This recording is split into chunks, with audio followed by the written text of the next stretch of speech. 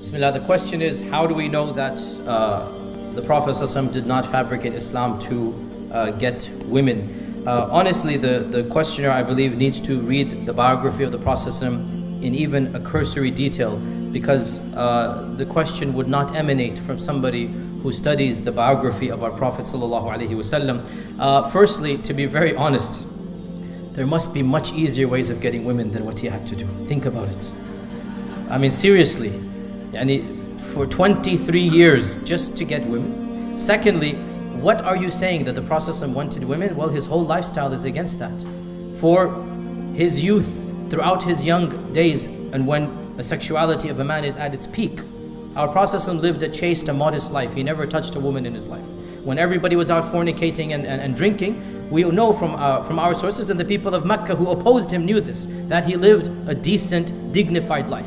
And he was even too shy to propose to his first wife, Khadija, who was older than him and a double divorcee, twice divorced. Khadija was the one who fell in love with him and proposed to him. He was even too modest and shy to propose to him. And the reason why Khadija fell in love with him was, number one, his honesty, and number two, his chastity and modesty. Because when he would go to Khadija to collect his wages, his eyes would be on the ground. He didn't even look at her out of modesty, out of chastity. His eyes were on the ground. And this made Khadija feel this is a decent, a dignified man. And as long as Khadija remained alive, our Prophet ﷺ remained solely the only wife that he ever had when Khadija was alive. And Khadija passed away, and the Prophet ﷺ is now 53 years old.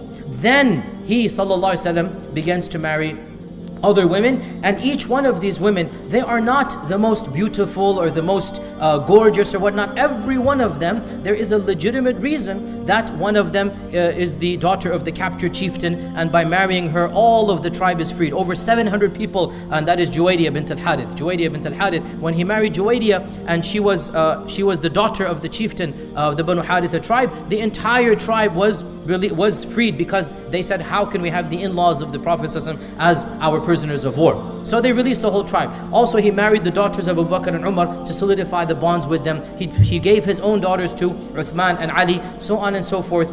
How can you think that a 53-year-old man would do all that he's done just for 8 or 9 women? This is really not a very reasonable conclusion. And also, all of them are divorcees and widows, all of them without exception, other than one, and that is Aisha. Otherwise, every wife that he married, some of them had children and he's taking care of them. 2 of them, they had husbands who passed away or left in Abyssinia. They had nobody to take care of them when the community was small. He proposed to them from Medina. They were alone in Abyssinia. Nobody to take care of them. I'll take care of you, come and I will marry you. So 2 of them came from Abyssinia in this regard. And that's why I said, anybody who studies the basic seerah of the Prophet ﷺ, this is not a question that could come when you know the circumstances, and you know how old he was when he took on multiple wives, and you know the background and history of these wives, and Allah knows best.